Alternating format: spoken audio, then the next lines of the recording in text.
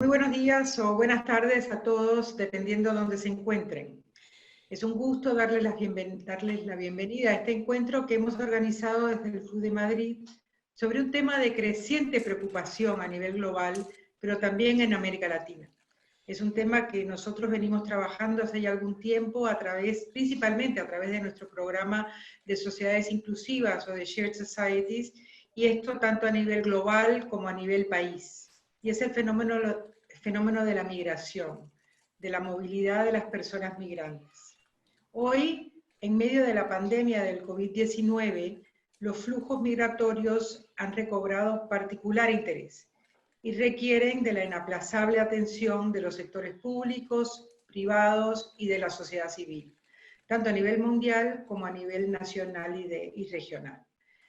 Para mí es un honor darle la bienvenida y agradecer a nuestras 4 panelistas, la presidenta Laura Chinchilla, la doctora Flor Rojas, la doctora Betilde Muñoz Pogosian, la licenciada Nadia Troncoso Arriaga y también a nuestro colega Manuel Orozco, que nos va a actuar de moderador, y veníamos hablando, también nos va a dar algunas buenas noticias que sí podemos recoger de la región a pesar de la situación actual.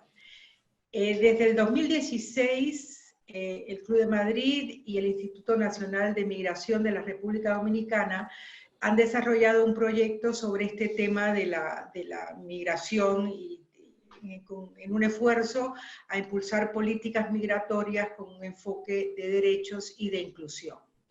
Como algunos ya saben, el Club de Madrid es una agrupación independiente que reúne a más de 100 ex jefes de Estado y de gobiernos elegidos democráticamente y reunidos en el Club de Madrid con el único fin de compartir su experiencia, su poder de convocatoria y su acceso, y a través de esto fomentar los valores y el liderazgo democrático y apuntar a tener democracias más efectivas. A través de nuestro proyecto de sociedades inclusivas, Shared Societies, y en colaboración con el Instituto Nacional de Migración de República Dominicana, varios miembros del Club de Madrid han participado en una serie de misiones y de actividades, tanto en República Dominicana como en distintos foros en Estados Unidos y en Madrid, compartiendo una visión integral de la problemática o del fenómeno de la migración.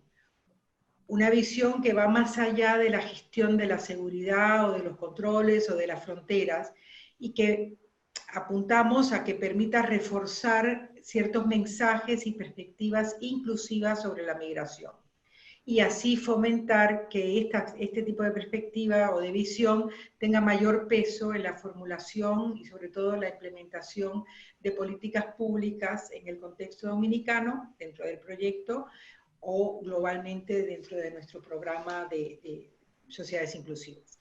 En el 2019, la presidenta Chinchilla lideró una de estas misiones precisamente a República Dominicana, y en ella se elaboraron una serie de recomendaciones que destacaban la necesidad de desarrollar las políticas migratorias inclusivas y respetuosas de los derechos humanos, algo que sabemos que es esencial para lograr esa gestión ordenada, regular y segura de la migración que se acordó en 2018 en el Pacto Mundial.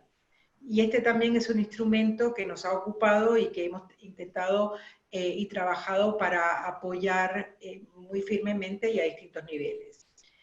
Los continuados y crecientes flujos migratorios en Centroamérica y el Caribe presentan y representan múltiples riesgos y vulnerabilidades en los derechos de las personas que se movilizan.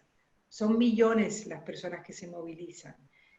Una cifra que la verdad que me sorprendió muchísimo y que estuve leyendo en estos días es que se calcula que más de 40 millones de personas se han movilizado solo en el 2019 en la región. Son números enormes. Los motivos y los objetivos de estas personas son variados, pero el fenómeno genera inevitablemente retos y oportunidades para las zonas de origen, de tránsito y de destino. Y es todo esto lo que vamos a estar tratando hoy en nuestro webinar, compartiendo experiencias y propuestas de políticas públicas para la inclusión de las personas migrantes en la región y sobre todo teniendo siempre presente la complejidad que la pandemia del COVID-19 nos genera y agrega a la gestión de todo esto. Pero sin más, y pasando la palabra a Manuel, agradezco de nuevo a todos, a las panelistas, a Manuel, a los colegas y sobre todo a todos los que nos están acompañando en este esfuerzo y en la creación de este espacio virtual para dialogar con diferentes actores de la región sobre esta problemática que nos ocupa a todos. Muchísimas gracias y que sea muy, muy rica la discusión. Manuel. Muchas gracias. Bueno, muchas gracias al Club de Madrid por la invitación a moderar lo que yo diría es un panel de lujo con tremendos expertos que van a estar compartiendo sus experiencias y bueno, no solamente experiencias, pero también un expertise en el tema de inclusión, así como también el tema migratorio. A ver, yo creo que el punto de partida de todo esto es que incluso antes de esta pandemia, ya el tema migratorio se había constituido en una problemática regional que reflejaba ciertos riesgos sobre la movilidad humana, especialmente la movilidad dentro de América Latina en particular, pero también a nivel extrarregional. Se observaban ya tendencias preocupantes, muchas de ellas y predominantemente que tienen que ver con la presencia de una movilidad humana no solamente laboral, vinculada con la fragilidad de estados en América Latina y el Caribe.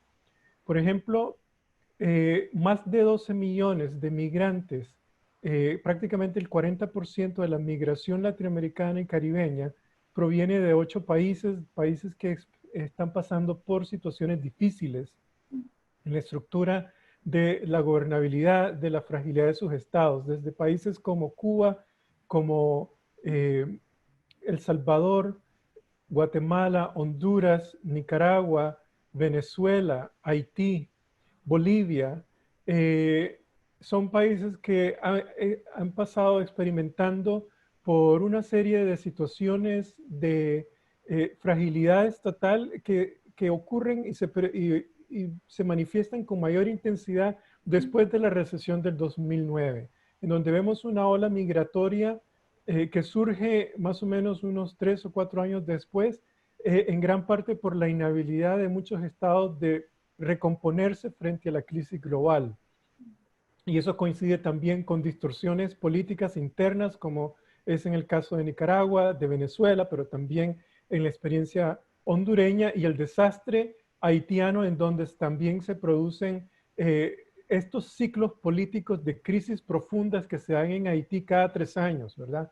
Y que eventualmente originan una explosión migratoria tan fuerte que pasa más allá de la migración hacia República Dominicana, pero se va a otros países como Chile, por ejemplo. De alguna manera, esto ocurre en un contexto global en donde la exclusión y la expulsión se vuelven prácticamente como las normas de control migratorio, en donde tanto en el país de origen como en el país huésped, la exclusión se vuelve un problema en donde se profundizan las desigualdades sociales, la expulsión ocurre ya sea por cuestiones de represión política, como es el caso de Venezuela, de Haití, de Nicaragua e incluso en Honduras, pero también en el país huésped se dan situaciones de expulsión y de exclusión. La exclusión, por ejemplo, se manifiesta en donde el nivel de inclusión social en términos de políticas públicas a ciertos sectores no es comprensivo a las poblaciones migratorias o migrantes. Además, la vulnerabilidad económica se refleja con mayor intensidad en muchas de estas nacionalidades extranjeras.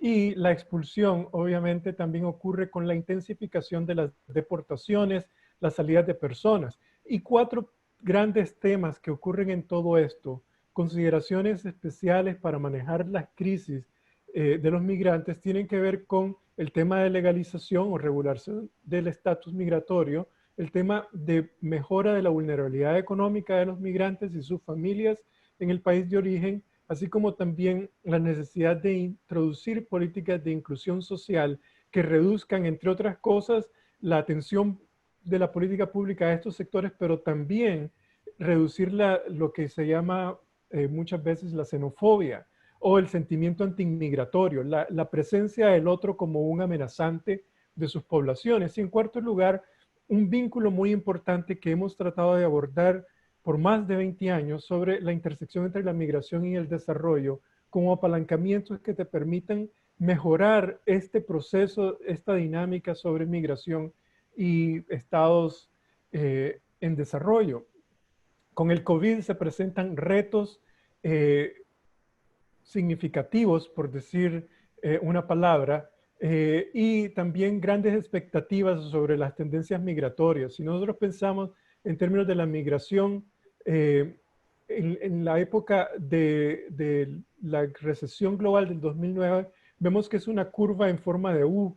Se pasan como 4 años para que la gente recupere sus condiciones y al momento de recuperar decide migrar porque las condiciones no les representan sustancialmente importantes para quedarse en el país. Ahora con esta situación pandémica, que es mucho más sistémica que la de la recesión global, las expectativas migratorias han resurgido. Entonces, en ese contexto nos encontramos con una gran calidad de panelistas con los que queremos escuchar sus perspectivas, sus observaciones, sus inquietudes, así como también, bueno, qué se puede hacer al respecto. Primero tenemos a la expresidenta Laura Chinchilla, que también es parte del Club de Madrid. Tenemos a Flor Roja, que viene del Instituto Nacional de Migración de la República Dominicana. Nadia Troncoso, directora del Instituto de Atención a Poblaciones Prioritarias, un término muy interesante que me gustaría entender un poco mejor. Y Betica Muñoz, directora del Departamento de Inclusión Social de la Organización de Estados Americanos. Como pueden ver, estamos en manos de expertos, directores, gente que sabe y maneja esta realidad. Vamos a tener una dinámica interesante de conversación con ustedes, preguntas de la audiencia, así como también se van a hacer preguntas a la audiencia en donde queremos escuchar el insumo de ellos mediante una pequeña encuesta durante la conversación. Pero yo creo que la primera pregunta que se me ocurre a doña Laura es básicamente, ¿cuáles cree usted que son estos desafíos en los que nos estamos encontrando frente al COVID? Muchas gracias, Manuel.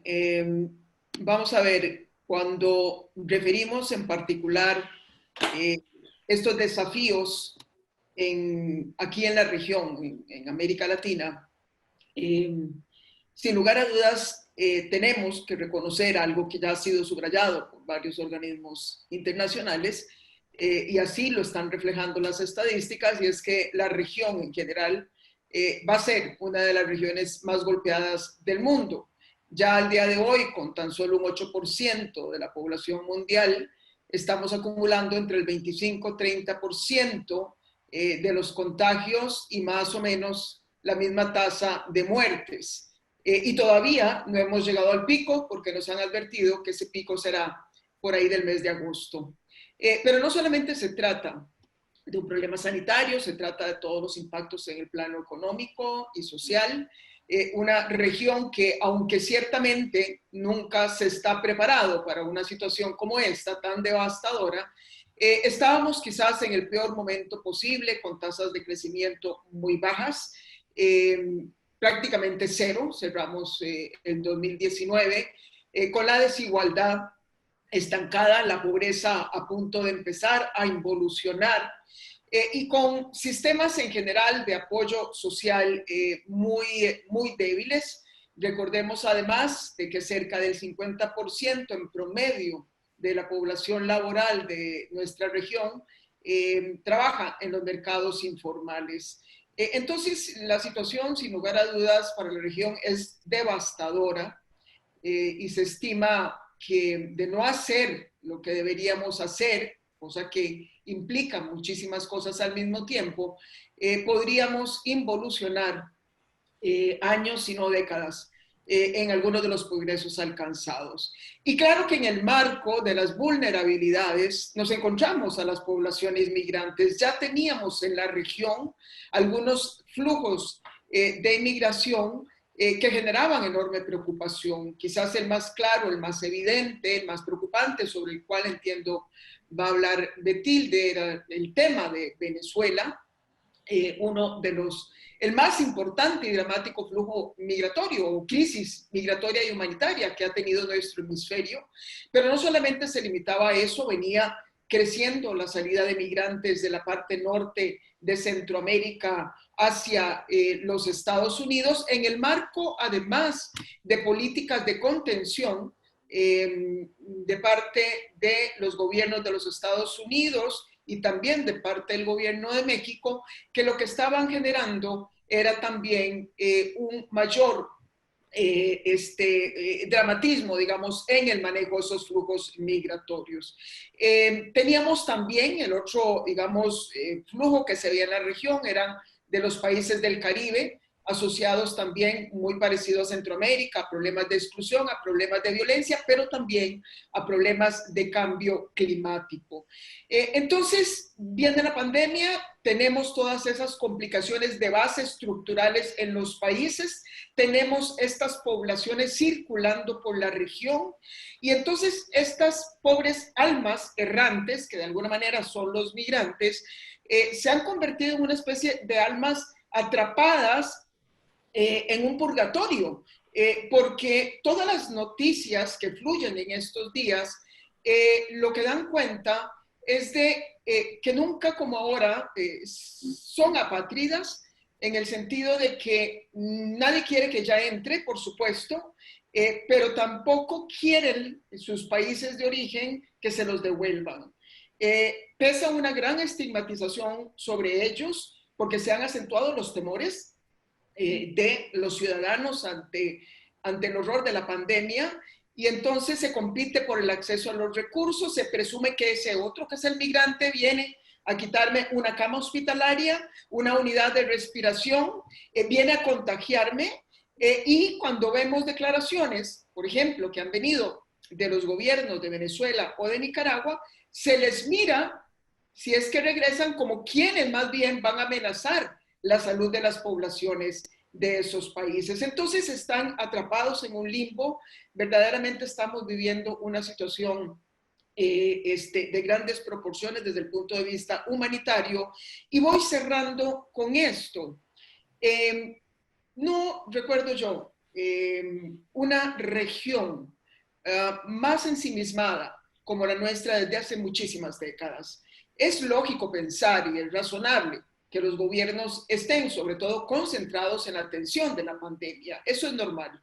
Pero si veíamos hacia atrás, ya había enormes dificultades de diálogo entre las naciones y de niveles de cooperación mucho más intensos.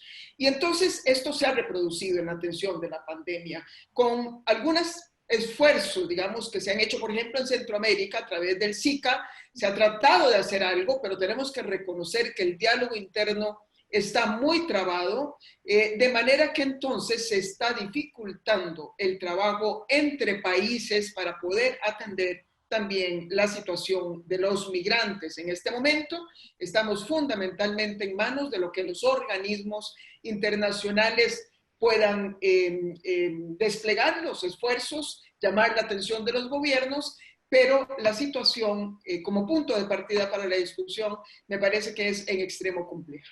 Gracias. Muchas gracias, Laura. Sí, yo creo que realmente los estados están como inmovilizados hasta cierto punto por la magnitud del impacto y mientras tanto entre fronteras cerradas y la angustia de mucha gente que quiere volver, aunque vuelvan a un contexto tan arriesgado como es ir a Nicaragua, las opciones son bastante limitadas, ¿verdad? Los venezolanos que no saben qué hacer en ascuas que se encuentran, la cosa está muy difícil. Son desafíos que, como usted dice también, de no actuar, la situación va a ser más catastrófica. Ahora quiero preguntarle un poco, la doctora Rojas. Particularmente, ustedes han trabajado en términos de políticas integrales de migración. ¿Cómo mira cuáles son en este momento las prioridades en las que el gobierno dominicano ha identificado y qué retos se están enfrentando en realidad? Hay mucha población haitiana, en algunos casos muchos querían volver y además no solamente ya es los haitianos los que han llegado, pero también han habido venezolanos que han estado entrando al país antes de la crisis de la pandemia. Así es. Muchas gracias, Manuel. En primer lugar, permítanme saludar a doña María Elena Agüero del Club de Madrid, con quien tenemos efectivamente, como ella dijo en su introducción, una excelente alianza de trabajo desde hace varios años, que nos han ayudado muchísimo aquí en República Dominicana para presentar el tema migratorio desde un punto de vista holístico, desde un punto de vista de inclusión y de sociedad compartida, como es el caso nuestro, donde tenemos una alta población de inmigrantes, fundamentalmente haitianos, y ahorita venezolanos en República Dominicana. Igual saludar a doña Laura Chinchilla, la presidenta de Costa Rica, que tan gentilmente también estuvo aquí a través del Club de Madrid en una misión que nos ayudó muchísimo en estas tareas. A Betilde Muñoz, la directora del Departamento de Inclusión Social de la OEA, saludos, y a Nadia Troncoso, directora del Instituto de Atención a Poblaciones Prioritarias de México. Y como le decía Nadia, tuve la experiencia de haber trabajado y vivido durante 4 años en México y por lo tanto conozco mucho de los programas que se llevan a cabo en México con relación a la población migrante y refugiada. Permítanme comentarles que el Instituto Nacional de Migración es una institución gubernamental creada con el objetivo de realizar estudios sobre migraciones internacionales, desarrollar procesos de capacitación a los actores del sistema de la gestión migratoria y formular políticas públicas para la gobernanza de las migraciones y servir de apoyo técnico al Consejo Nacional de Migración establecido por ley en nuestro país. Siguiendo estos mandatos, hemos tenido intercambio con una serie de instituciones, como mencionaba, con el Club de Madrid, pero también con agencias del sistema de las Naciones Unidas, como es la OIM, como es el ACNUR, y en ese sentido hemos venido desarrollando una serie de actividades destinadas a orientar y fortalecer el Estado de Derecho y la inclusión social de los migrantes en República Dominicana. A través de las investigaciones que hemos realizado últimamente, con el apoyo de estos organismos, se ha contribuido a la generación de riquezas, participando en ramas de actividad económica de mayor crecimiento en las últimas décadas, como por ejemplo en el sector agropecuario, en el área de construcción y servicios, en el desempeño macroeconómico y, por supuesto, buscando la reducción de la pobreza e inclusión económica de los migrantes.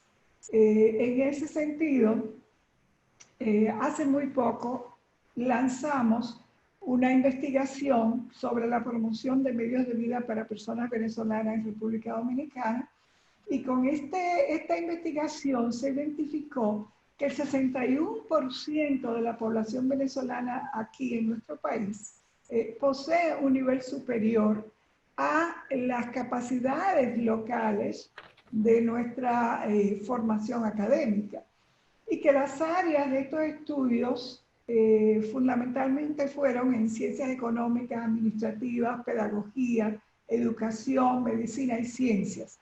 Partiendo de eso, podemos pensar que esa mano de obra calificada de inmigrantes en nuestro país puede no sustituir a la mano de obra local, pero sí puede ayudar a complementar las necesidades de nuestro país en el mercado de todas esas áreas. De esta manera, nos parece muy importante tomar en cuenta esas contribuciones y por eso es que hemos venido trabajando para poder presentar a la sociedad dominicana las vías y las diferentes formas en las que las migraciones pueden contribuir de manera positiva a las sociedades donde estos se encuentran. Esto aparte del tema de lo que está ocurriendo hoy con la pandemia, que es otro tema que podríamos ampliar en un momentito más adelante. Muchas gracias, Flor. Sí, yo creo que será interesante volver a este tema. Nosotros hemos trabajado mucho el caso de los venezolanos en varios países y la tendencia es más o menos la misma, es decir, las calificaciones que poseen son bastante por encima de la población huésped promedio. Será interesante ver cómo perciben también el contexto de inclusión en medio de la población haitiana migrante, cómo lidian con ellos en este momento ante estas circunstancias. Bueno, ahora Nadia, me fascina el título de esta institución, del Instituto de Atención a las Poblaciones Prioritarias. Me recuerda el año 2000, cuando Vicente Fox ganó las elecciones y creó el Instituto de Mexicanos en el Exterior, y entonces hablaba de los VIP, los Very Important Paisanos.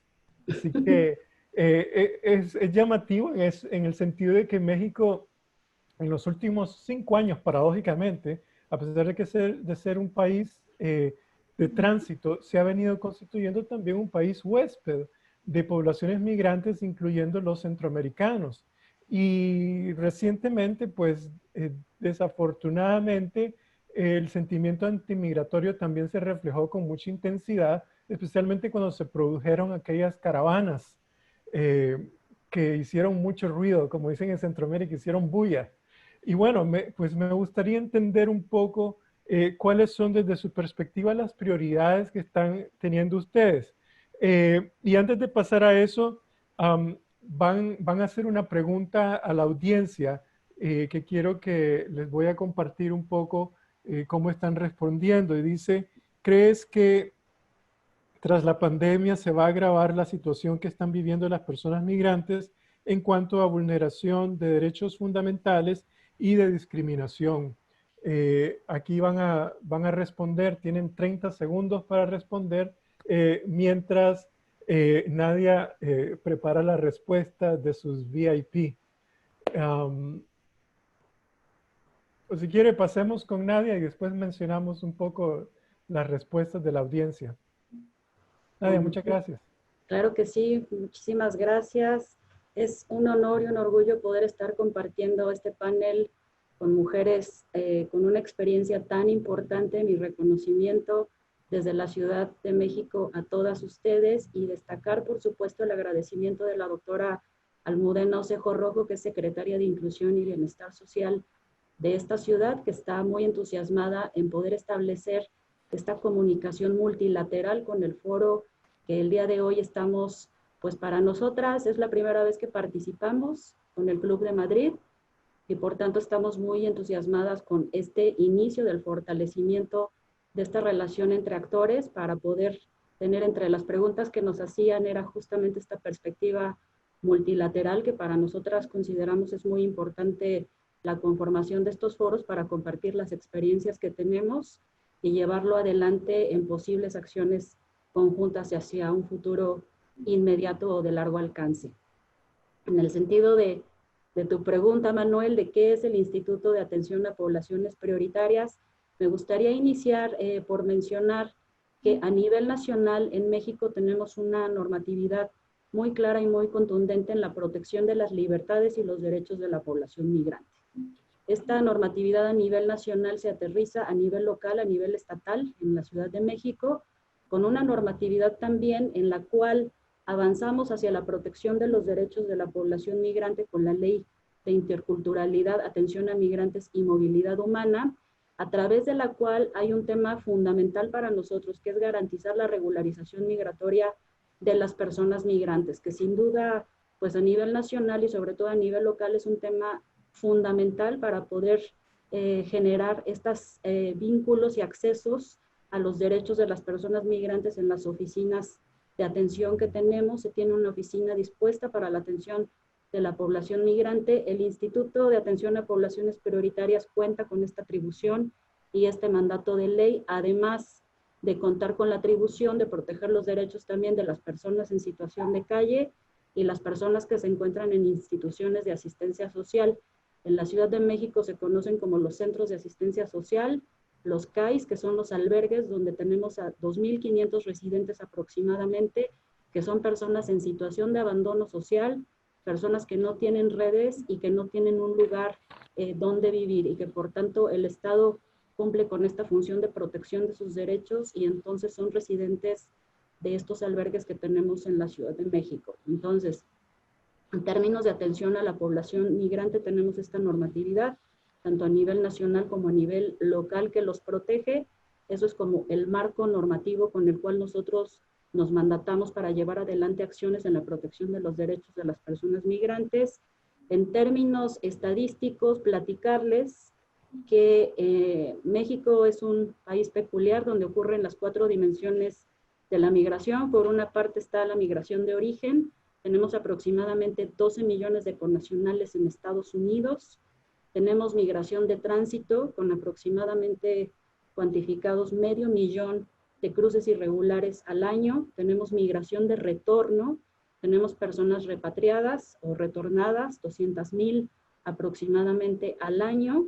Y migración de destino. Solicitan esta condición de asilo o de refugio en el país. En la Ciudad de México aproximadamente 1,300 personas al año. Eso es por parte del panorama estadístico. Y bueno, esta oficina de atención a migrantes inicia con el periodo de gobierno de la jefa de gobierno, Claudia Sheinbaum Pardo, que es un periodo de gobierno que va del 2018 al 2024 y que tiene como mandato fundamental poder llevar a cabo acciones para el cumplimiento de la Constitución de la Ciudad de México. En la Constitución de la Ciudad de México se establecen 14 grupos prioritarios de atención. 3 de ellos son los que lleva adelante este equipo multidisciplinario que tenemos en el Instituto de Atención a Poblaciones Prioritarias. Por una parte, la población migrante, por otro lado, las personas en situación de calle y las personas residentes de los albergues o instituciones de asistencia social. Comentarles que con esta pandemia y con esta crisis sanitaria que efectivamente afectó los derechos de las poblaciones migrantes, en términos de que se redujeron las atenciones en las ventanillas de servicios. Estas ventanillas de servicios nosotros las tenemos tanto por parte del nivel federal como del nivel local, y por el tema de la pandemia y la semaforización que tenemos. En el semáforo rojo el mandato de la jefa de gobierno fue poder mantener a las personas en sus casas, resguardarse en sus casas para poder generar estas condiciones condiciones sanitarias, para poder tener una seguridad y una atención permanente que se empezó a brindar en atenciones telefónicas, atenciones por correo electrónico, y abrimos unas líneas de WhatsApp para que las personas migrantes pudieran estar en contacto con nosotros. Pero sin duda el lema de esta ciudad fue quédate en casa, y para las personas que no tienen un hogar, pues la consigna fue quédate en el albergue, que son las personas que se encuentran bajo resguardo del Instituto de Atención a Poblaciones Prioritarias. Mencionarles también una sinergia muy importante que sin duda pues fue un tema sin precedente a nivel nacional y a nivel local. Estas caravanas que entraron del Triángulo Norte y llegaron sin duda a la Ciudad de México como una población, ya lo han mencionado, que aparentemente era de tránsito, pero que se ha convertido en población de destino a esta ciudad. En ese sentido, comentarles que se implementó una mesa de trabajo coordinada por la Secretaría de Gobierno, en la cual tuvimos el acompañamiento de la Comisión de Derechos Humanos de la Ciudad de México. Este acompañamiento fue muy importante porque se pudo generar un documento que se denominó Protocolo de Atención a Caravanas y Albergues Temporales en la Ciudad de México, y a través de esta mesa de trabajo liderada por la Secretaría de Gobierno, en la que participamos otras instancias como la Secretaría de Inclusión y Bienestar Social, la Secretaría de Salud, a través de esta atención que tenemos también para proveer el derecho a la salud de las poblaciones migrantes. La mantuvimos desde entonces, desde estas caravanas se iniciaron estas mesas de trabajo. Ahora hemos migrado de plataformas a plataformas de videoconferencias para poder estarnos reuniendo y conocer cuáles son las necesidades de la población migrante que se encuentra con ellos. A través de la Secretaría de Salud, a estas organizaciones que han mantenido la atención a la población migrante y que sin duda son uno de los actores claves con los cuales el gobierno nos vinculamos para poder ofrecer la atención a las poblaciones migrantes. Se han llevado a cabo talleres de prevención para la pandemia, talleres que tienen que ver con protocolos de atención en contextos de COVID, que tiene que ver cómo llevar hacia estos albergues y a estos espacios en términos de infraestructura, las sanitizaciones de los espacios, los filtros sanitarios, la atención individual para la toma de temperatura, el gel, el lavado de manos y el correcto uso del cubrebocas. Estos servicios que se han llevado directamente a estas organizaciones que son nuestros aliados, pues son fundamentales para nosotros. Y se ha llevado adelante con todo este programa que tenemos aquí en la Ciudad de México, que se llama Ciudad Hospitalaria y Movilidad Humana, que es un programa social que tenemos para la atención de las personas migrantes y que tiene 3 componentes muy importantes. El primero es apoyo económico para que las personas puedan tener acceso a una capacitación para el trabajo, acceso también a un apoyo económico para poder tener un tema que ha sido sin duda un tema que hemos puesto mucha atención en la Ciudad de México, que es el tema psicológico. El tema de la atención psicológica para las personas migrantes quizás no estaba muy visibilizado en sexenios anteriores o en tiempos anteriores, en donde la atención a los migrantes era mucho más reactiva. Ahora estamos intentando de que esta atención sea mucho más preventiva y poder tener este apoyo económico para que las personas tengan la opción o la posibilidad de tener la atención psicológica necesaria que ellos requieren, es muy importante para nosotros.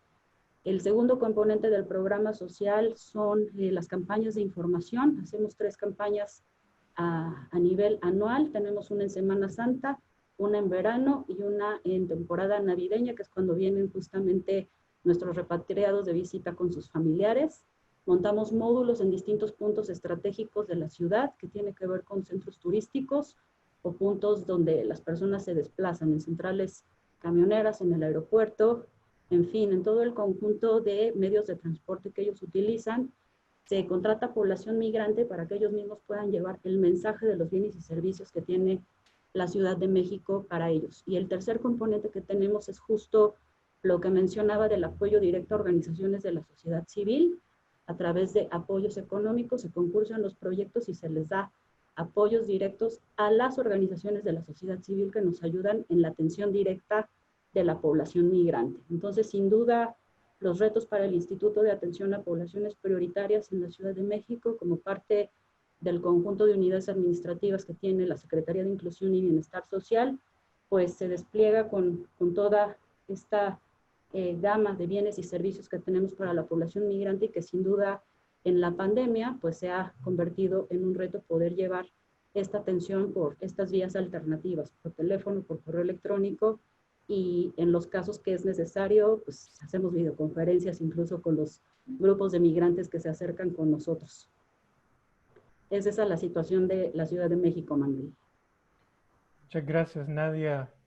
Realmente están ocupados y ocupados con, no solamente con un tipo de atención, pero realmente cumplen con lo que se refiere uno a la integralidad del esfuerzo de apoyar a las personas. En Panamá nosotros hemos visto realmente la situación tan complicada que se han encontrado muchos migrantes en medio de la cuarentena, quedándose en casa y lidiando con la dificultad de no trabajar. Y bueno, el problema de la seguridad alimentaria se ha vuelto muy crucial, no solamente ya en términos de la necesidad de darles algún tipo de protección frente al contagio, pero la falta de alimentos. Para darles una idea, nosotros estimamos que en América Latina y el Caribe el impacto de la pandemia viene de varios lados. Uno es en el sector informal, los que son prácticamente el 65% de la fuerza laboral y de los hogares latinoamericanos y del Caribe, están dejando de percibir 2 meses de ingreso anuales. Y en el caso de los migrantes esto es aún mucho más complicado porque estamos hablando que más del 80% de los migrantes se encuentran en el sector informal y no solamente dejan de percibir estos ingresos, pero también no cuentan con apoyo de capital social como los locales poseen. Y entonces la situación se les complica aún mucho más. Entonces la magnitud de la crisis realmente es bastante agobiante y el esfuerzo que hacen ustedes realmente es importante en todo este contexto. Y ahí pues quería conversar un poco con Betica sobre precisamente la pregunta que hicimos a la audiencia era cómo percibían si las condiciones de los migrantes iban a complicarse y la respuesta fue un 96% dijo que sí.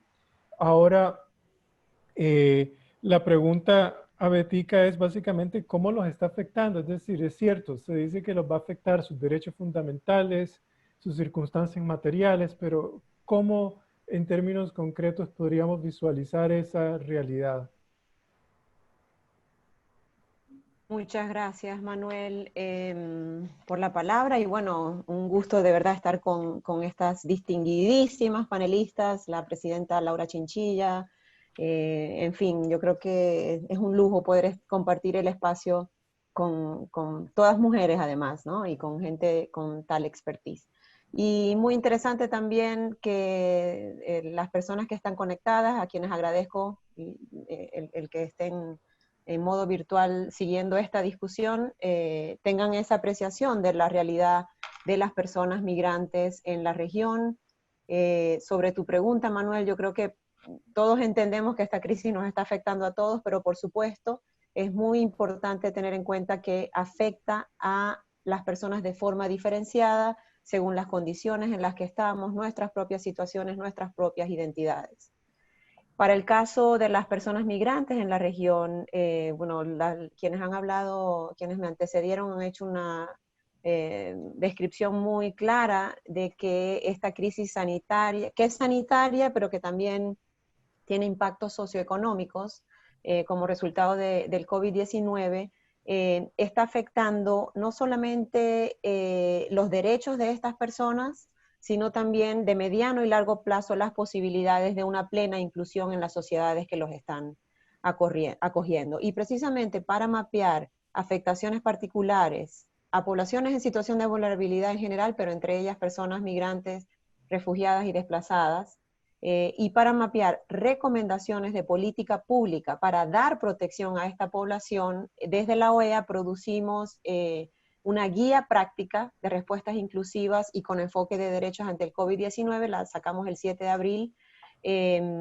tratando de específicamente, bueno, tratando de apoyar a los países en entender las afectaciones específicas y tratar de diseñar respuestas inclusivas y con enfoque de derechos, teniendo en cuenta que ya de por sí estas poblaciones, antes, o sea, digamos, el periodo pre-pandemia, ya de por sí enfrentaban importantes vulnerabilidades que se vinieron a profundizar en el contexto de pandemia, y me refiero a factores como que la mayoría no puede cubrir sus necesidades básicas. Manuel citaba que estamos hablando de una reducción en el salario anual que tenían para poder mantenerse y a sus familias, que la mayoría no cuenta con una vivienda donde permanecer durante la vigencia de las medidas de aislamiento social, que son las que han venido implementando los gobiernos de la región, que muchos viven en situación de hacinamiento en casas o apartamentos, ¿verdad? Que esto también eleva las posibilidades de contagio y es entendible porque esta es una manera de reducir gastos y poder enviar remesas, se aumenta la probabilidad de enviar mayores cantidades de remesas a sus países de origen, que la mayoría de las poblaciones migrantes están en situación de irregularidad. Hablaba Manuel también, de que están sobre representadas en el sector informal, ¿no? O empleos informales, que a causa de los paros económicos, porque se ha parado la actividad económica para evitar nuevos contagios, está también reduciendo las posibilidades de generar ingresos. Y yo siempre trato de también poner el lente en la situación particular de mujeres y niñas y niños que son más propensos a ser vulnerados en sus derechos, digamos, tanto en el tránsito, en su trayecto migratorio, pero también al llegar al país de destino. Y esta guía que nosotros producimos, que les invito a todos a darle una mirada, trata de invitar a los países de la región a dar respuestas con 3 principios fundamentales. En primer lugar, garantizar el enfoque de derecho, que no es más que mirar a las obligaciones contenidas en los instrumentos normativos internacionales para la protección de derechos y usarlos como guía a la hora de diseñar la política pública. En segundo, garantizar el principio de igualdad y no discriminación, ¿no? Y esto es muy importante para pensar en cómo dar protección a las personas independientemente de su situación migratoria. Y en tercer y último principio es este concepto de interseccionalidad, de entender que existen múltiples ejes de desigualdad en las personas que de algún modo terminan anulando o limitando el pleno goce de sus derechos. ¿Qué recomendaciones incluimos en esta guía, o digamos que las que estamos tratando de impulsar en la OEA para garantizar una respuesta inclusiva y con enfoque de derechos ante el COVID para proteger a esta población? Obviamente, y yo creo que las 2 representantes de institucionalidad migratoria de República Dominicana y de la Ciudad de México han explicado muy concretamente ejemplos, pero es clave el garantizar acceso equitativo a la información, las pruebas del COVID, la atención médica para todos los migrantes, independientemente de su estado migratorio, y por supuesto garantizar el derecho a la salud, que es un derecho humano básico pre-pandemia, post-pandemia, y lo será siempre. El establecer firewalls o cortafuegos para separar las actividades de control migratorio de las actividades de acceso a servicios clave o a derechos básicos como la salud, la educación, el acceso incluso a la justicia. Para el caso de migrantes en regularidad, toda esta dimensión de la adopción de medidas para permitir las extensiones de las visas de trabajo y otras medidas apropiadas para proteger a los trabajadores migrantes y sus familias debido al cierre de empresas y para garantizar su protección o la protección continua de sus derechos, ¿verdad?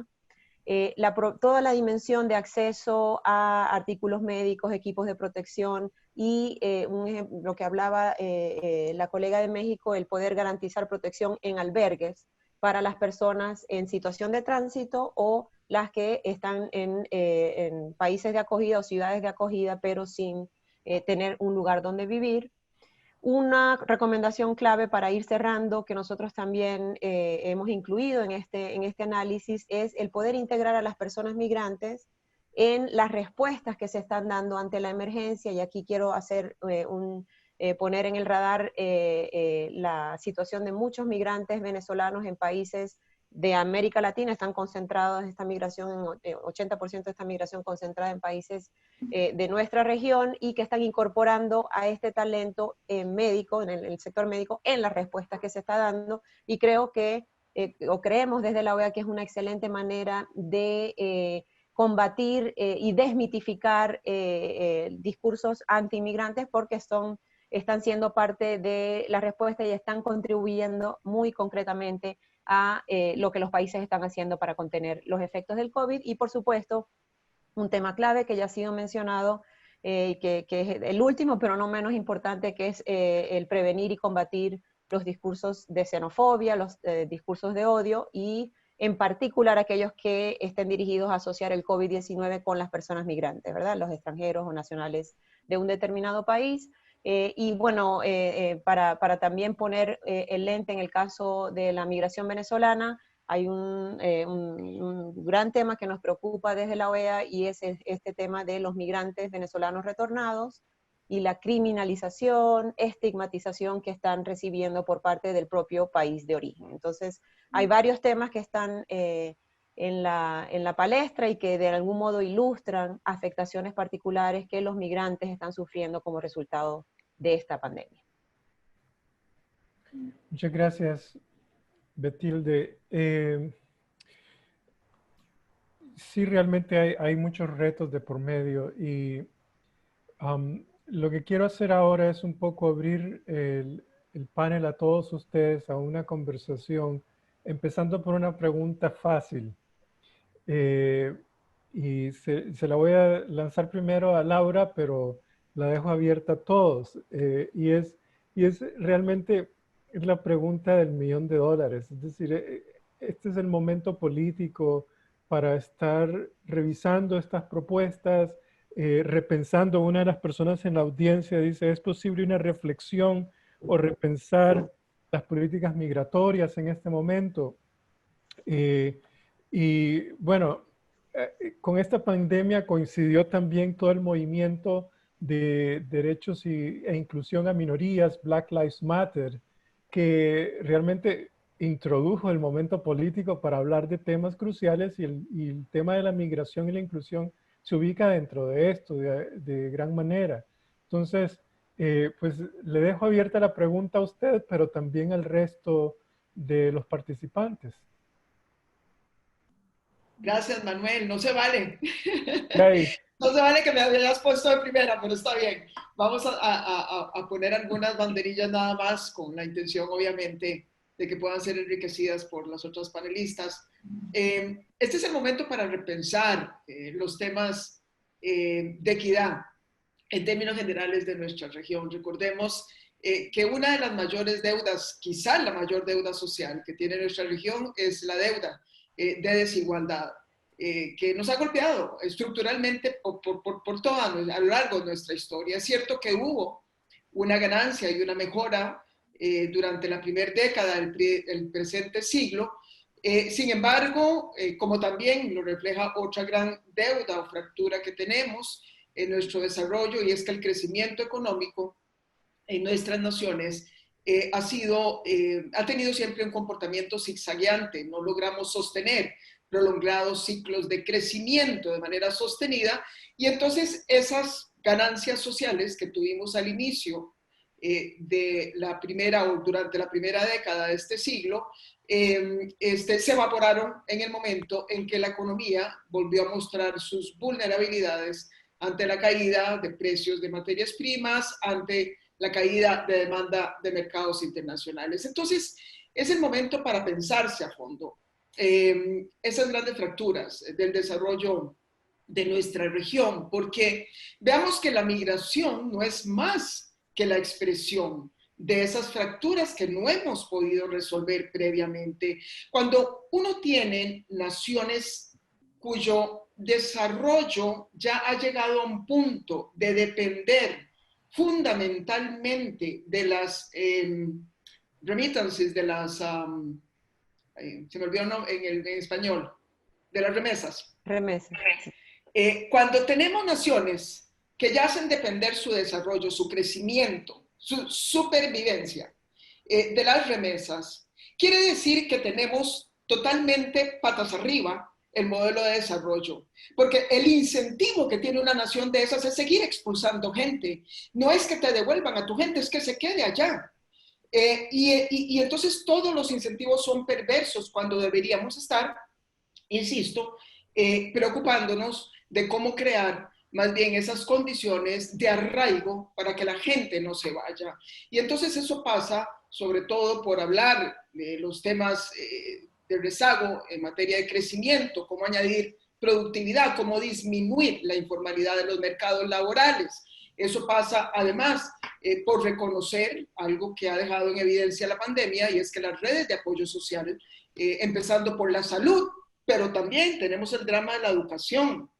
Manuel, las cifras en algunos países es que ya se ha desaparecido del sistema educativo entre un 20 y un 30% de los niños y los jóvenes, porque no tienen cómo conectarse, de manera que desaparecieron. Hoy simplemente se les perdió el rastro. Estamos aquí a punto de perder toda una generación de gente joven que está siendo golpeada por la pandemia a través del sistema educativo, a través de la exclusión laboral, etcétera, y que de no repensarnos los mecanismos a partir de los cuales vamos a impulsar esa reactivación, lo único que harán es engrosar el problema que hoy estamos discutiendo de migrantes. Yo siento que América Latina tiene ante sí una gran fortaleza, tiene muchas fortalezas de las cuales podemos partir, pero una de las más poderosas es el bono demográfico. La CEPAL nos advierte que ese bono demográfico ciertamente no es para todos los países, pero es para los países más pobres y con mayores problemas, se va a extender hasta el 2050. Y que si nosotros usamos bien ese bono demográfico, que no es ni más ni menos que capital humano, el más importante de todos los capitales, si lo usamos bien, podríamos llegar a crecer hasta un 35% más, o sea, ser 35% más ricos. Tenemos apenas 2 décadas para hacer eso. Esta pandemia debería convertirse en esa oportunidad para poder replantearnos básicamente los fundamentos de cómo hemos venido creciendo, cómo hemos venido repartiendo, de manera que ese bono demográfico se convierta en una futura riqueza y no se conviertan en más expulsiones de niños y jóvenes, como ha sido la constante en los últimos años. Muchas gracias. Sí, yo creo que el bono demográfico realmente es un tema que hay que aprovechar. La clave en particular es de qué manera apalancarse sobre eso, porque siguiendo, por ejemplo, los modelos económicos obsoletos no va a ser suficiente. Seguir exportando solamente agricultura no va a ser suficiente como para sacar a estos países. Por cierto, en Guatemala nosotros tenemos un proyecto de educación extracurricular y nuestra experiencia ha sido que prácticamente el 90% de los chicos no han podido continuar estudiando de ninguna manera. Y es realmente crítico y la ausencia de acceso a tecnología, no solamente a la tecnología, sino a la data, es olímpica, es decir, es extraordinariamente ausente. Así que sí, los retos son generales. Doctora Rojas, Flor. Sí, sí, yo quisiera en esta parte también agregar algunos elementos, además de lo que ha dicho la presidenta Chinchilla, que está muy vinculado con la cuestión de repensar. Hay un antes y un después de la pandemia. Y en este repensar hay algunos factores que es importante tomar en cuenta. Por un lado, tenemos una situación ya que va a ir creciendo de hambruna en nuestra región, de hambruna con el tema de Haití. Ya se ha dicho que un 43% de la población haitiana está ya en una situación de hambruna y puede esto continuar.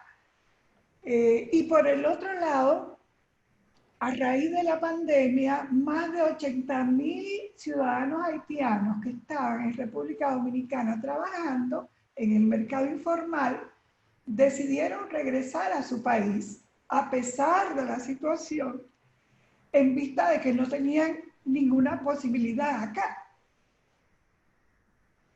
Entonces son elementos que tenemos que tomar en cuenta de cómo la comunidad internacional y todos los países de América Latina pueden repensar en una economía que más aglutine a toda la población de América Latina y el Caribe. Y me parece que esto es muy importante en empezar a reescribir la historia en nuestra región. Por el otro lado, aparte de la crisis sanitaria, también hay otros elementos internos dentro de la familia que hay que tomar en cuenta. O sea, estamos en una situación donde la incidencia de la violencia intrafamiliar ha aumentado, donde existen tensiones en las relaciones, en los hogares. Hay un tema también vinculado con la depresión que está generando también para los jóvenes, sobre todo, que no encuentran una idea de lo que será su futuro, está generando una depresión con tendencia al suicidio, fundamentalmente. y que son una serie de elementos desde el punto de vista social y familiar, pero que tampoco está desvinculado del tema socioeconómico. Por lo tanto, en nuestra región, realmente todo ese concierto de organizaciones regionales y todos los países en los que hasta ahora han sido todas estas reuniones de jefes y jefas de Estado, necesitan reformular lo que sería la continuación de una sociedad inclusiva y una sociedad donde tome en cuenta a todos los participantes de la misma. Muchas gracias. Nadia. Y agregar a estos elementos que ya han colocado mis compañeras, mencionar que en la Ciudad de México sin duda también tiene que ver con visiones de gobierno. Y digamos, el programa de gobierno de la doctora Claudia Sheinbaum Pardo, que es nuestra jefa de gobierno de la Ciudad de México, tiene dos ejes muy importantes con los cuales se ha estructurado toda la política y la visión de política social de esta ciudad. Por una parte, es poder consolidar una ciudad de derechos, no solamente decirlo, sino hacerlo. Tenemos instrumentos jurídicos, como lo mencioné en mi primera participación, que nos permiten ir avanzando hacia allá. Y por otro lado, la atención a las causas, que ya lo decía Laura Chinchilla, tenemos que atender a las causas que generan esta desigualdad, atender a las causas que generan la exclusión de los grupos prioritarios de población. En el caso de las personas migrantes, lo que necesitamos es ir generando mecanismos de mucha mayor inclusión para los derechos, sobre todo a la salud y a la educación. Para la jefa de gobierno, la educación es el corazón de la política social de esta ciudad, y sin duda también avanzar a otros contextos que nos permitan reforzar las estructuras de protección social es muy importante. Acá en la Ciudad de México, como parte de los derechos que se garantizan dentro de la Constitución política de esta ciudad, se coloca el derecho a cuidar y ser cuidado, que sin duda también nos abre un panorama muy amplio para poder generar bienes y servicios adecuados por parte de la oferta de servicios de cuidado, pero también de la demanda de servicios de cuidado. La profesionalización de las cuidadoras en esta ciudad ha sido un tema bien importante en el que hemos ido colocando la capacitación para el trabajo. El año pasado llevamos adelante programas de capacitación para el trabajo en temas de cuidado a personas migrantes y sus familias, a través de este componente que les mencionaba del programa social Ciudad Hospitalaria y Movilidad Humana.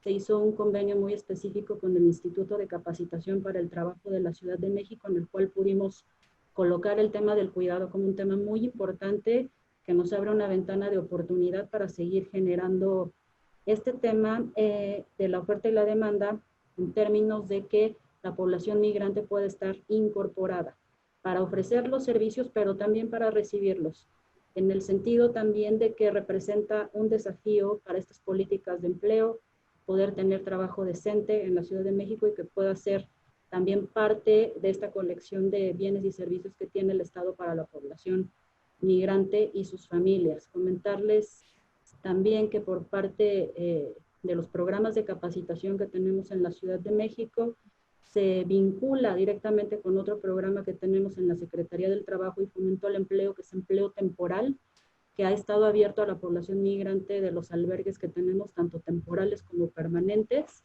y que ha sido una opción para que las personas migrantes puedan tener un ingreso económico temporal por condiciones de pandemia, pero que les abre la oportunidad también de poder ser incorporados a un esquema de trabajo donde se les reconocen sus saberes. Muchas veces, por ejemplo, las personas repatriadas que llegan aquí a la Ciudad de México requieren de algún documento que certifique o que garantice que ellos tienen un saber o un conocimiento. Y estos programas de empleo temporal les permiten de alguna manera demostrar sus saberes y demostrar sus habilidades y lo que realmente ya cuentan como su experiencia por parte de alguna actividad productiva que tuvieron en un país extranjero, ya estando incorporados a los programas de empleo temporal que les permiten tener un ingreso o alguna manera de subsistir para ellos y para sus familias.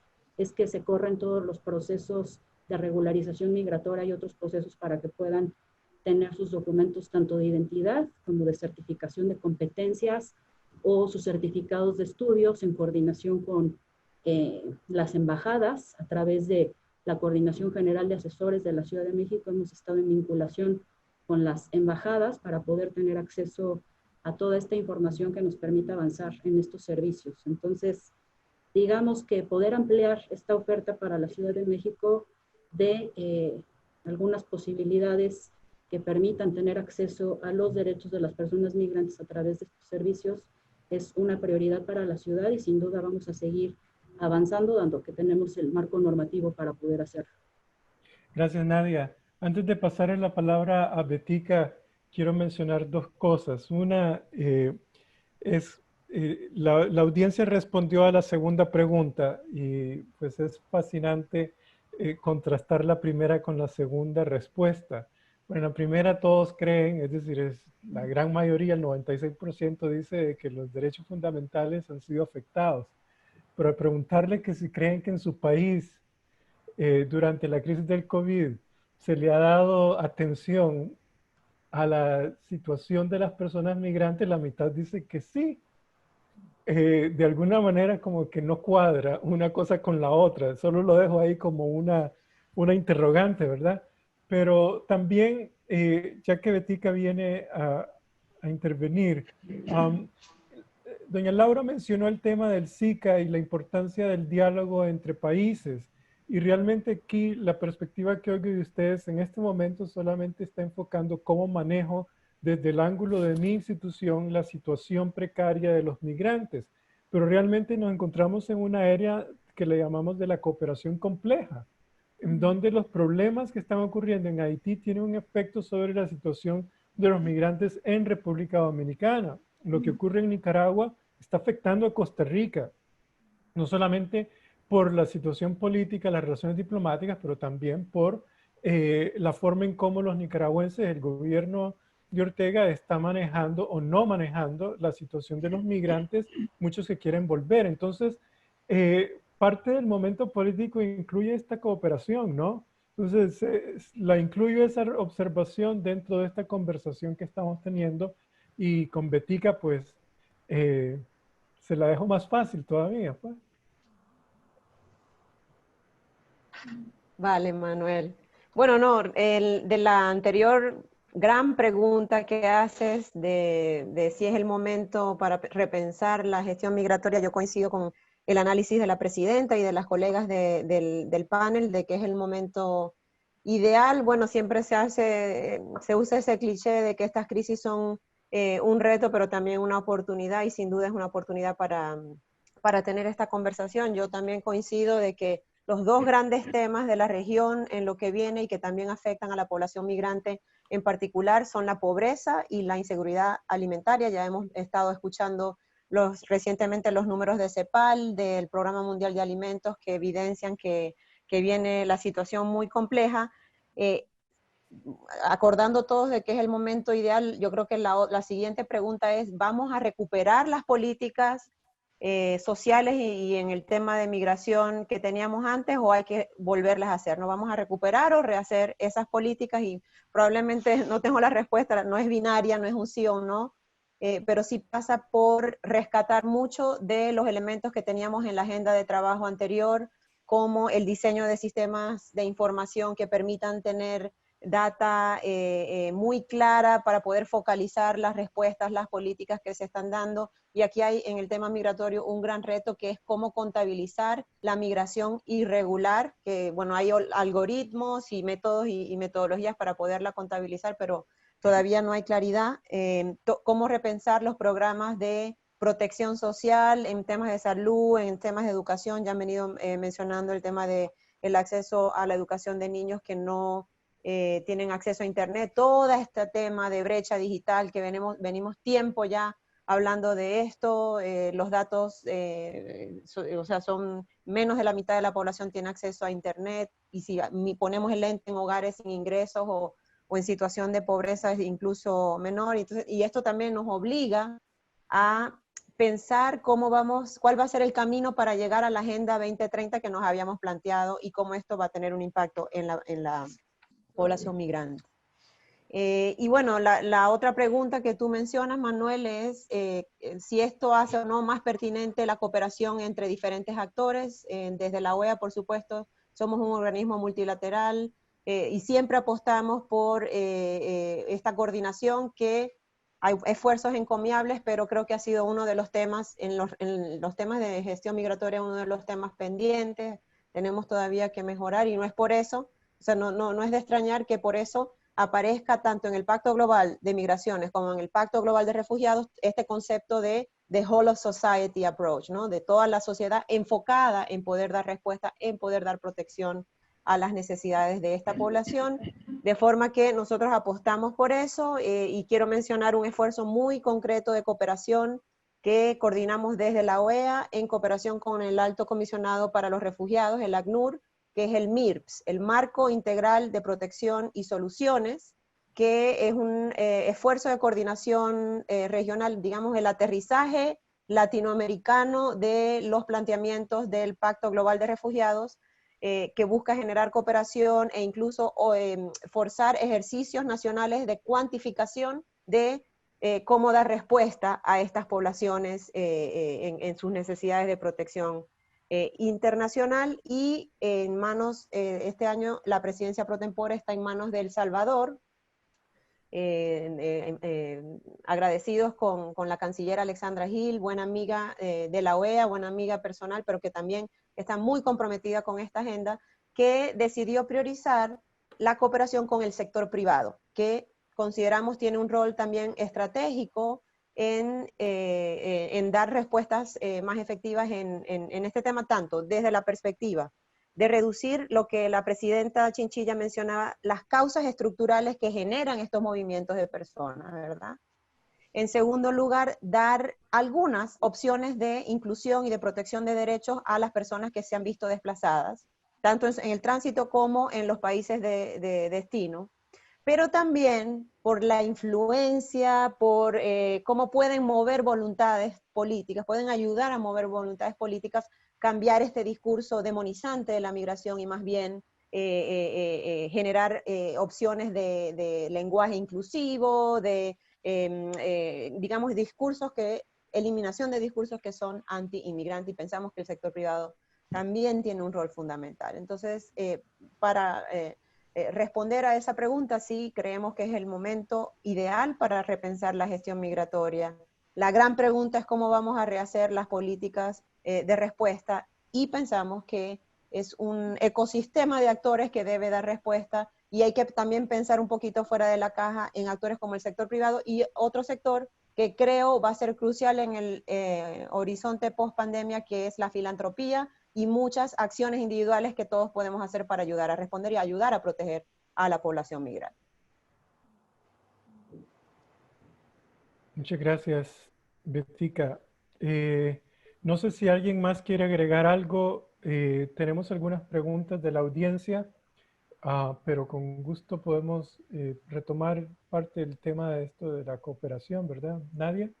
Y bueno, yo rápidamente complementar la participación con el tema de que sin duda, como lo mencionó Flor, para la Ciudad de México en estos temas de el antes y el después de la pandemia, para nosotros sin duda en la Ciudad de México no va a ser igual antes y después de las caravanas migrantes que bien mencionabas, Manuel, y que cruzaron por este territorio estatal, y que para nosotros fue un aprendizaje que colocó a la Ciudad de México como una entidad que llevó esta mejor práctica en el trato de la población migrante y el respeto a los derechos humanos de la población migrante a través de estos refugios temporales que se montaron para su atención, donde todo el gobierno se volcó a poder ofrecer todos los bienes y servicios que tiene el gobierno, poder generar la regularización migratoria muy rápido en 1 o 2 días, agilizando este trámite para que las personas pudieran continuar con su tránsito hacia el norte o quedarse en la ciudad, lo que fuera su deseo en ese momento.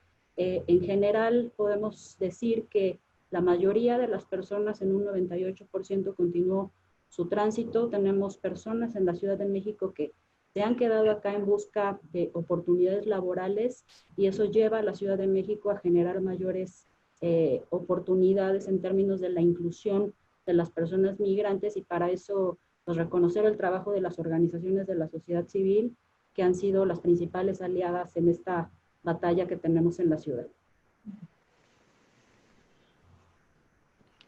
¿Alguien más? Sí, yo quisiera agregar dentro de lo comentado anteriormente que desde el instituto,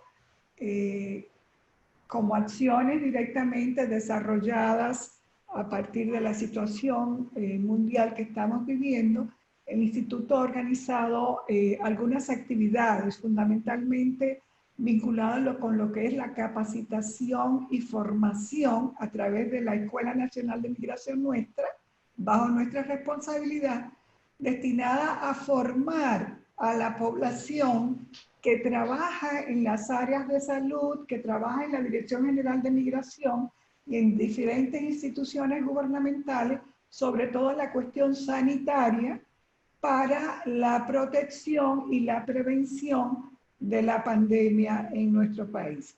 Y en ese sentido también se ha incluido a las organizaciones no gubernamentales, asociaciones de refugiados, de inmigrantes de diferentes sectores, para también ayudarlos a ellos a lo que sería la prevención del efecto de la pandemia. O sea que en ese sentido acá estamos desarrollando un gran programa de capacitación y formación desde el instituto. Pero también hay otro elemento que no mencionamos que está muy vinculado con la diáspora dominicana, fundamentalmente en Estados Unidos y en España, donde están la mayoría de los dominicanos y dominicanas, donde también hemos hecho una evaluación de las consecuencias de esta situación para nuestra diáspora.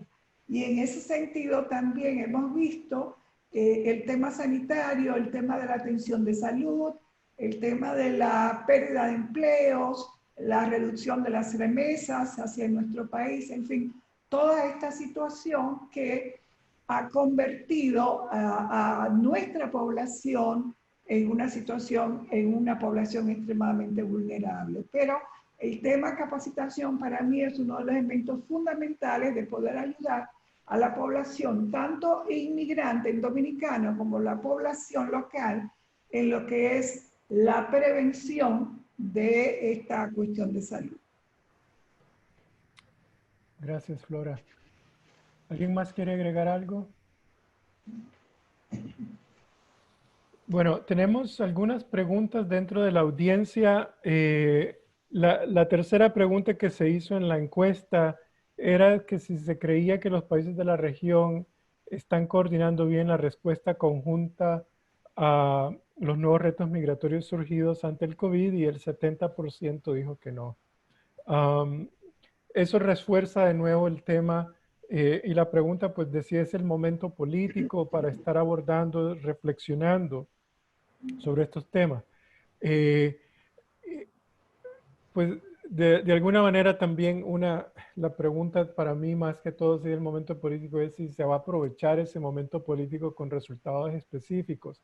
La agenda existe, están en los temas de inclusión social como es lo referente al tema de la política pública en temas de salud y educación, inclusión de género. Realmente, de alguna manera, hay cierto escepticismo de parte mía que se va a lograr algún tipo de actividad o de proactividad por parte de los gobiernos. Sin embargo, pues no hay que ser tan pesimista.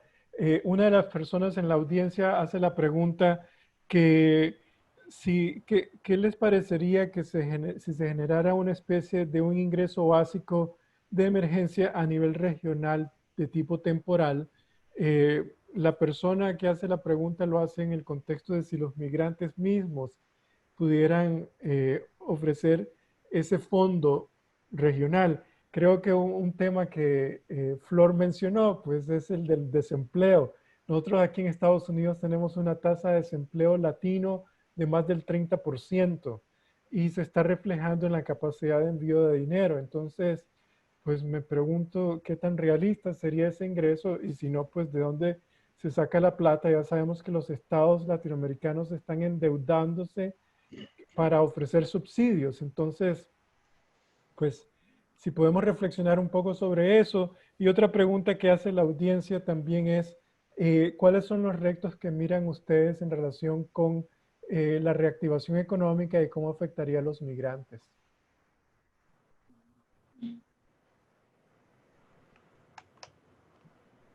Cualquiera, si empezamos con Betica. O bueno, doña Laura. Perdón, ¿quién estaba? ¿Estaba alguien antes? No, no, no había nadie. Ok. Para que no me acusara, nada más.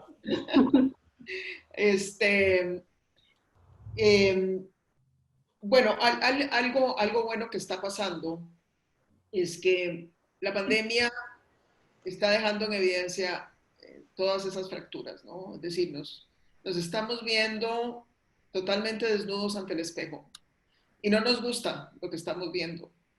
Eso ya en sí mismo me parece que es un paso hacia adelante.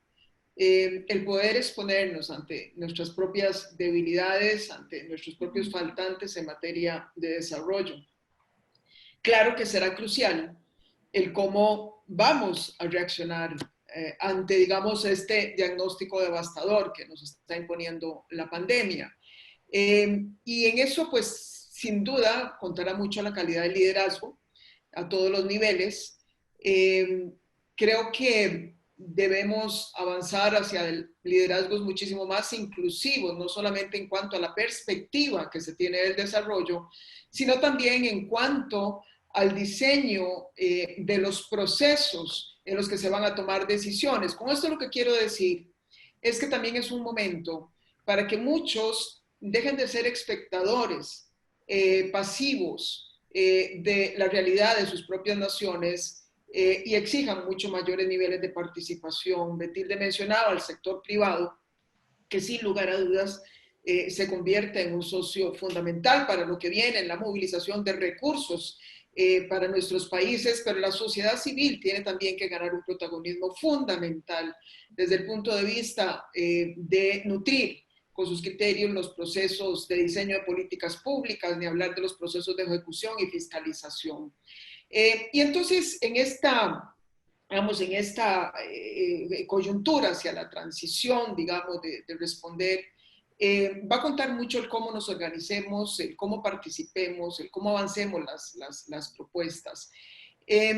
Siento que hay algunas otras condiciones que también son importantes para la región. Van a haber, por ejemplo, cambios significativos a partir de la dislocación de las cadenas globales de valor. Y cuando se piensa en poner los procesos productivos más cerca de los mercados de destino final, América Latina gana mucho más que otras regiones del planeta. Creo que tenemos la gran ventaja de tener las economías muy abiertas en general. Vea, Manuel, que estamos hablando de que las economías más vulnerables son las del Caribe y las de Centroamérica, pero al mismo tiempo Centroamérica es un 30% más abierta que el resto de las economías de la región. Entonces ahí tenemos un gran potencial también para organizarnos, atraer inversiones. ¿Y por qué hablo de todo esto? Porque ciertamente una clave fundamental será la reactivación y la generación de oportunidades. Si nos vamos a los esquemas de protección social, yo comparto muchas de las propuestas que se han hecho. La CEPAL ha hablado del ingreso básico de emergencia. Estamos también hablando de si deberíamos abrigar los seguros de desempleo que tienen los países más desarrollados o más industrializados. Ya América Latina había sido un ejemplo en materia de transferencias monetarias condicionadas. ¿Cuál es el punto que tenemos ahí? El punto que tenemos ahí es que si eso no va a la par de una reflexión de cómo vamos a crecer, es prácticamente fantasear. Es decir, lo pongo en estos términos. Mientras América Latina, en términos globales, en términos agregados, va a invertir apenas un 4% del Producto Interno Bruto para paliar los efectos de la pandemia, en promedio, los países de la OECD más grandes van a invertir entre un 15 y un 20% del Producto Interno Bruto. Japón ya va como por un 30%. Con un 4%, nosotros no podemos hacer promesas vacías y no podemos empezar en esta etapa en donde estamos supuestos a replantearnos muchas cosas, a simplemente ser demagogos y no hablar con la verdad. Es decir, tenemos que ser capaces de buscar salidas muy realistas que nos permitan crecer de manera sostenible, y en eso también el papel de la comunidad internacional va a ser fundamental. Siento que hay una obligación de los organismos, particularmente los financieros, internacionales y regionales, de procurar fortalecer más el acceso a la liquidez y a los recursos que van a requerir estos países para poder moverse hacia adelante. Europa nos acaba de recordar que es posible la solidaridad, es posible la convergencia y la cooperación cuando hay una comunidad que se pone de acuerdo. Algo así va a requerir América Latina. Hoy no lo tenemos. Cada país está de alguna manera suelto a su propio destino, y cada país solo y suelto no va a poder dar esa respuesta. Entonces, insisto, más protagonismo de actores claves, el sector privado, la sociedad civil, y más protagonismo también a nivel de los organismos multilaterales y regionales para poder encontrar respuestas que sean viables y no solamente buenas intenciones. Muchas gracias, Laura. Yo creo que esa es una buena reflexión. Nos quedan unos 5 minutos, si vamos concluyendo al mismo tiempo con el resto. Bueno, yo diría que no soy tan optimista de pensar que en la región, Latinoamérica, Centroamérica, el Caribe, vamos a encontrar soluciones rápidas e inmediatas. De hecho, algunos países han intentado como supeditar el tema económico al tema de la salud de todos los ciudadanos de todos nuestros países con esta situación. Y eso es un poco preocupante porque la solución, si bien la economía hay que fortalecerla y sacarla adelante, tenemos una prioridad, que es el tema de combatir esta pandemia, primero que nada. Encontrar soluciones para que la población recupere la salud total y entonces fortalecer la economía a través de los mecanismos que, como mencionaba doña Laura, son fundamentales. O sea, no hay solución un país por otro. De hecho, podemos tener como ejemplo qué piensa Brasil, qué piensa Venezuela, qué piensa Nicaragua, en fin. Cada país está buscando soluciones o alternativas individuales sin tomar en cuenta que esta es una situación de todos, de todas, de todos los países, y que por lo tanto, si no hay una coordinación intrarregional que busque soluciones conjuntas, no vamos a llegar efectivamente a ningún camino positivo, por lo menos durante mediano plazo. Muchas gracias. Nadia. Por parte de la Ciudad de México, hacer un reconocimiento a estos foros que sin duda nos van a permitir fortalecer esta relación multilateral en la que nos tenemos que comprometer un poco más. Cuenten con la Ciudad de México para compartir las experiencias, los documentos y los materiales que tenemos de todas las acciones que llevamos a cabo en la Ciudad de México para la atención de la población migrante. Y en el tema de estos grandes programas de transferencias monetarias, mencionar rápidamente el programa de la pensión universal a adultos mayores en la Ciudad de México, que siendo el presidente actual de la República, Andrés Manuel López Obrador, jefe de gobierno de esta ciudad, lo implementó en la Ciudad de México, que posteriormente fue replicado a nivel nacional como una buena práctica, y es un programa universal de atención para las personas adultas mayores. Se fortaleció en la Ciudad de México ahora con el periodo de gobierno 2018-2024, dado que, como mencioné previamente, para la jefa de gobierno, Claudia Sheinbaum, la educación es el corazón de la política social y, por tanto, tenemos un programa que se llama Mi Beca para Empezar, que tiene que ver con poder dar una transferencia monetaria a todos los niños que están enrolados en la educación básica, y con ello la intención es poder generar mayores oportunidades y mayor inclusión para las familias de las cuales estos niños y adolescentes son parte. Y por supuesto, mencionar también que flexibilizar la relación interinstitucional entre las diferentes dependencias, no nada más de nivel local, sino de nivel federal. Por ejemplo, aquí en la Ciudad de México nos tenemos que coordinar con el gobierno federal para poder dar la atención de las visas humanitarias. En ese sentido, nosotros nos gustaría proponer modernizaciones administrativas que tengan que ver con facilitar esta gestión de los trámites y servicios en los diferentes niveles de gobierno que tienen acceso a las personas migrantes y de esa manera poder facilitarles el acceso a sus derechos. Esas serían como las claves para nosotros, poder facilitar estas gestiones a través de este fortalecimiento interinstitucional y complementarlo con la gestión internacional de las migraciones en estos foros de cooperación, de los cuales pues nos vamos a mantener muy atentos para poder seguir participando, aportando y generando más herramientas de inclusión para la población migrante. Muchas gracias.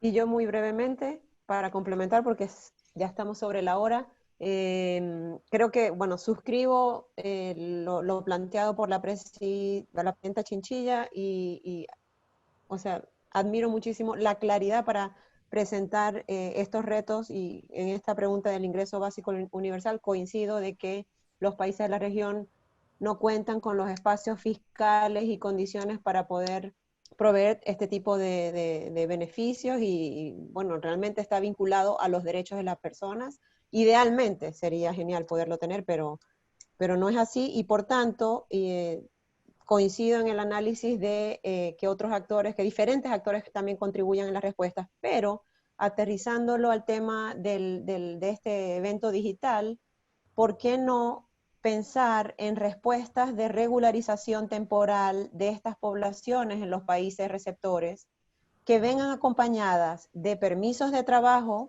de forma tal que estas poblaciones migrantes puedan contribuir a la recuperación económica y que vengan acompañados también de incentivos al sector privado y por qué no al sector público, digamos, a todos los posibles empleadores para poder incorporar a estas poblaciones al sector productivo. Yo creo que esto es un gane para la población migrante, es un gane para el empleador y es un gane para el país en el mediano y en el largo plazo, y creo que eso es vital, es importantísimo tener conversaciones sobre este tipo de políticas públicas. Sí. María, dele. Muy brevemente, y ya te doy la palabra para cerrar, Manuel. Me gustaría agradecerles a todas y a ti, Manuel, especialmente también, y sobre todo decir que este sea solo el principio de esta conversación. Dije al principio que esto tenía que ser un espacio de diálogo, un espacio de reflexión que queríamos abrir. Me gustaría proponer, y sigamos la conversación después, pero me gustaría proponer que en una próxima instancia invitemos a alguien del sector privado de la región. Yo creo que el sector privado aquí tiene un papel muy importante a jugar. La verdad que me gustaría mucho escucharlos. Yo encantado, se los traigo y los siento en la mesa y estupendo, te tomo la palabra. Billetera electrónica en mano. Feliz de la vida. Yo creo que como conclusión, bueno, agradezco mucho la invitación de nuevo a todos al Club de Madrid, la participación de ustedes. El resumen yo creo que sí es positivo. De alguna manera, yo identifico 5 temas críticos e importantes en este momento. El primero es que, si bien es cierto, la agenda de soluciones existe y hay prácticas que muchos de ustedes estuvieron mencionando, como también la propuesta de Betica muy oportuna, la experiencia de Nadia dentro del instituto, así como también de Flor en República Dominicana. Lo importante es contar con propuestas, no solamente con una agenda, pero propuestas concretas que identifiquen soluciones inmediatas y de largo plazo. En segundo lugar, como mencionó doña Laura, la importancia de la cooperación y el riesgo compartido de actores internacionales, de cooperación internacional, pero también de estados, es parte de una de las condiciones necesarias para implementar esta agenda en términos de las propuestas presentadas. Y en tercer lugar, que el debate, la discusión tiene que ser incluyente. Y aquí, bueno, la mención del sector privado es importante. A veces hablamos del sector privado en términos generales, aunque en América Latina es un eufemismo, porque el sector privado en América Latina son empresas unipersonales informales. pero digamos, como le dicen en Nicaragua, el gran capital, pues hay empresas que pueden contribuir, las telefónicas de cada uno de nuestros países pueden participar en este debate sobre cómo mejorar estas propuestas, cómo precisar soluciones. En cuarto lugar está lo que mencionaba también la presidenta Chinchilla, y es el liderazgo, es decir, alguien tiene que vender una propuesta con cooperación compartida, con actores que incluya diferentes actores.